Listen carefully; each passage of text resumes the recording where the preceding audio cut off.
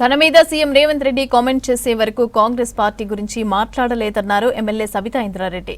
Congress party తనను మంత్రిని చేసిందని, అలాగే 5 సిబిఐ కేసులు కూడా పెట్టిందని గుర్తు చేశారు. ఎమ్మెల్యే టికెట్ ఇవ్వకున్నా ఏమీ అనలేదన్నారు. మంత్రి సీతక్క కాంగ్రెస్ లో పుట్టి పెరిగినట్టు మాట్లాడుతున్నారని ఎద్దేవా చేశారు ఎమ్మెల్యే సబితా ఇంద్రారెడ్డి. అధ్యక్ష, మీరు మన జిల్లా పార్టీకి నేను సర్వీస్ చేయలేదు అధ్యక్ష. ఎస్, పార్టీ మంచి చేసింది అన్నప్పుడు పార్టీ చేసిన నష్టం కూడా చెప్పుకుంటాం అధ్యక్ష. నా మీద 5 సిబిఐ కేసులు రాజశేఖర రెడ్డి కుటుంబాన్ని కొట్టడానికి నా మీద పెట్టలే అధ్యక్ష. నేను ఒక్క మాట మాట్లాడానా? నాకు టికెట్ ఇవ్వకపోయినా నేను మాట్లాడానా? ఎందుకు అధ్యక్ష? తను కాంగ్రెస్ పార్టీలో పుట్టి పెరిగినట్టు తనే మీద వేసుకొని మాట్లాడేసింది. నాకు అర్థం కాలేదు. అసలు సంబంధం లేని ఇష్యూ తనకు నాకు ఏం మాత్రం సంబంధం లేదు. మీరు మాట్లాడుతుంటారు, మీరు అట్లా ఇంకా మీరు వదిలేస్తే ఎట్లా అధ్యక్ష? మీరైనా కనీసం చెప్పాలి కదా.